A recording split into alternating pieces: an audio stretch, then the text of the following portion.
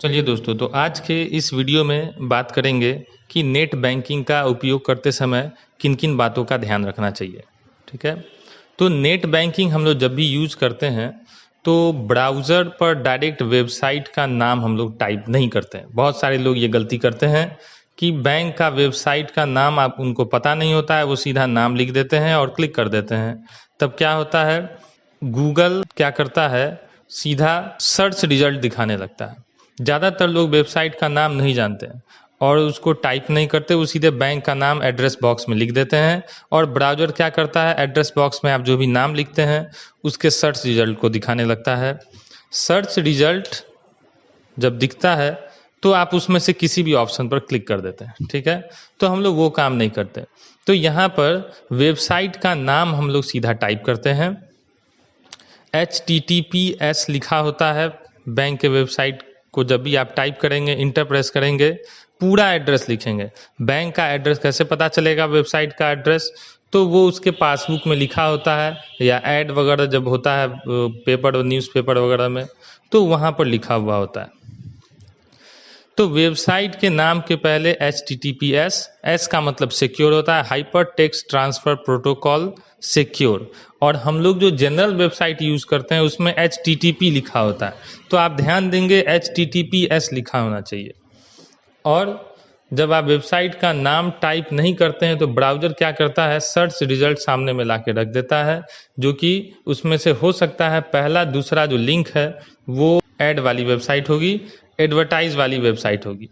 तो एडवर्टाइज और original link दोनों आपके सामने होता है, तो आपको पता कैसे चलेगा कौन ओरिजिनल है और कौन उसका ऐड वाला है? तो ऐड के सामने में छोटा सा AD लिखा हुआ होगा। ठीक है, तो आप किसी भी लिंक पर क्लिक करने से बचें और डायरेक्ट वेबसाइट का पहले एड्रेस पता करें और सीधा ब्राउज़र में एड्रेस को टाइप करें। ठीक है, अगर आप ऐड वाले लिंक पर क्लिक करेंगे तो पता चलेगा आप ओरिजिनल बैंक के वेबसाइट के बजाय उसकी फेक वेबसाइट पर चलेगा और वहाँ पर आप जाकर के अपनी गुप्त जानकारी डालेंगे, बैंक अकाउंट का डिटेल डालेंगे, तो उससे आपके अकाउंट का हैक होने का चांसेस बढ़ जाता है। तो जब भी आप नेट बैंकिंग का उपयोग करते हैं तो कोशिश करें कि बैंक की सही वेबसाइट ब्राउज़र में एंटर करें। ये वीडियो पूरा देखिएगा, इसमें मैं आपको बताऊंगा कि क्या क्या सावधानी बरतनी चाहिए, और इस वीडियो को शेयर भी कर दीजिएगा ताकि जिनको नहीं मालूम है, जो लोग नेट बैंकिंग यूज़ करते हैं और उनको पता नहीं है, तो उनको भी सही से पता चल जाए।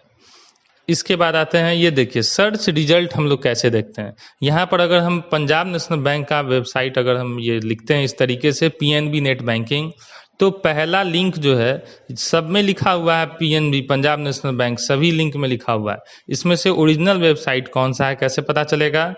तो ये पता होगा पासबुक से पता चलेगा। ये इंडिया टुडे न्यूज़ चैनल का वेबसाइट का लिंक आ रहा है। ये PNB India Punjab national bank का जो होम पेज है उसका जो वेबसाइट है वो आ रहा है। और ये PNB इंट पता नहीं ये क्या है। तो इसलिए हम लोग क्या करते हैं, बैंक के वेबसाइट की जानकारी रखते हैं कि सही वेबसाइट कौन सा है, और इस तरीके से हम लोग कभी भी बैंक के वेबसाइट को सर्च नहीं करते, बल्कि पीछे जैसे बताया गया है, बैक में जैसे बताया गया है, उसी तरीके से वेबसाइट का पूरा एड्रेस हम लोग टाइप करते हैं एड्रेस बॉक्स में। वर्चुअल कीबोर्ड का उपयोग करें। अगर आप अपने पर्सनल कंप्यूटर पर लॉगिन कर रहे हैं तो कोई बात नहीं है, लेकिन अगर आप किसी साइबर कैफ़े में है या किसी और के कंप्यूटर में लॉगिन कर रहे हैं तो वर्चुअल कीबोर्ड का यूज़ कीजिए, क्योंकि कुछ सॉफ्टवेयर ऐसे भी आते हैं जो आपके कीबोर्ड के स्ट्रोक को रिकॉर्ड करते हैं। मतलब आपको पता नहीं चलेगा, लेकिन पहले से वो सॉफ्टवेयर बैकग्राउंड में रन कर रहा है और आप कीबोर्ड से जो भी टाइप करते हैं वो आपके सारे स्ट्रोक को, टाइपिंग को भी रिकॉर्ड कर लेता है, और बाद में उसको दूसरा कोई भी व्यक्ति जिसका वो कंप्यूटर है उन सभी वर्ड्स को, पासवर्ड को जान सकता है। तो इसीलिए हम लोग वर्चुअल कीबोर्ड का यूज़ करते हैं। और हर बैंक के वेबसाइट पर आप देखिएगा, लॉगिन वाले पेज पर साइड में कहीं पर वर्चुअल कीबोर्ड का ऑप्शन होगा, उसको आप यूज करें। ठीक है, history and cache should be clear. Browser में जो भी आप इंफॉर्मेशन डालते हैं, अगर आपका पर्सनल कंप्यूटर नहीं है तो काम करने के तुरंत बाद उसके हिस्ट्री को और कैचे को डिलीट कर दीजिए, क्योंकि कैचे में, हिस्ट्री में आपके वेबसाइट का जो आप लॉगिन करते हैं उसका कुछ डिटेल इंफॉर्मेशन रहता है, तो उसको हम लोग क्या करते हैं, डिलीट कर देते हैं। ये ऑप्शन सेटिंग में जाकर के होता है, क्लियर हिस्ट्री या क्लियर कैचे करके ऑप्शन आता है, उसमें जाके आप डिलीट कर सकते हैं। ठीक है। पेमेंट गेटवे क्या होता है? पेमेंट गेटवे एक ऐसी कंपनी होती है जो कि किसी भी बिजनेस का पेमेंट उसके कस्टमर से रिसीव करती है। कस्टमर से पेमेंट रिसीव करके उसके ऑनर तक पहुंचाना पेमेंट गेटवे का काम होता है। हम लोग जब भी कभी पेमेंट वाले ऑप्शन पर किसी वेबसाइट पर क्लिक करते हैं तो वो वेबसाइट क्या करता है, ट्रांसफ़र हो जाता है किसी पेमेंट गेटवे वाले वेबसाइट पर। तो आपको पता होना चाहिए कुछ पेमेंट गेटवे जो पॉपुलर है ज़्यादातर, रेजर पे, PayU money, CC Avenue, citrus, bill desk, cash free, EBS और भी बहुत सारा है। तो इन सभी पेमेंट गेटवे का काम होता है पेमेंट रिसीव करना। तो हम लोग जब भी पेमेंट करते हैं तो ज़्यादातर बिजनेस जो भी होता है वो बीच में कस्टमर से पैसा रिसीव करने के लिए पेमेंट गेटवे का सहारा लेते हैं। पेमेंट गेटवे पर कस्टमर पहुंच के वहां से पेमेंट करता है, debit card, credit card, net banking, जैसे चाहे वैसे वो पेमेंट गेटवे को पेमेंट कर देता है। ठीक है। अब 500, 2000, 5000, 20,000, 50,000 कितना भी रकम आप चाहें तो debit card, credit card, net banking के थ्रू पेमेंट कर सकते हैं। पेमेंट गेटवे पेमेंट रिसीव करके और फिर कुछ कमीशन लेकर के बाकी पैसा बिजनेसमैन को पहुंचा देता है उसके खाते में। ठीक है। जब भी आप पेमेंट करें तो इन सभी चीज़ों का ध्यान रखें। पहला, आपको वेबसाइट का पूरा एड्रेस पता होना चाहिए।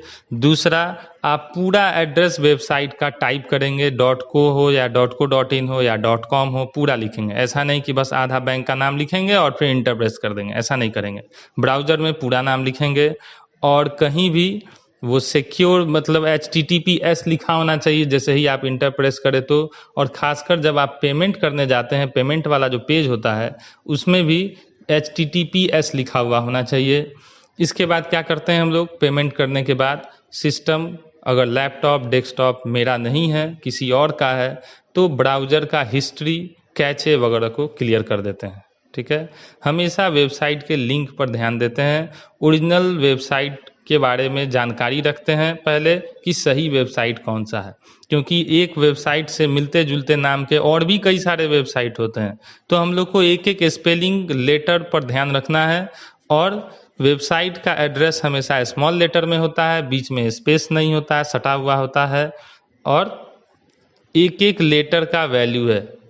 आप कुछ गलत लेटर टाइप करेंगे तो पता चलेगा कोई और वेबसाइट खुल गया। ठीक है। तो ये वीडियो आपको कैसा लगा? अगर अच्छा लगा तो आप इसे लाइक कीजिए, शेयर कीजिए, अधिक से अधिक लोगों को शेयर कीजिए ताकि उनको पता चल सके कि ऑनलाइन पेमेंट करने में क्या क्या सावधानी रखना चाहिए।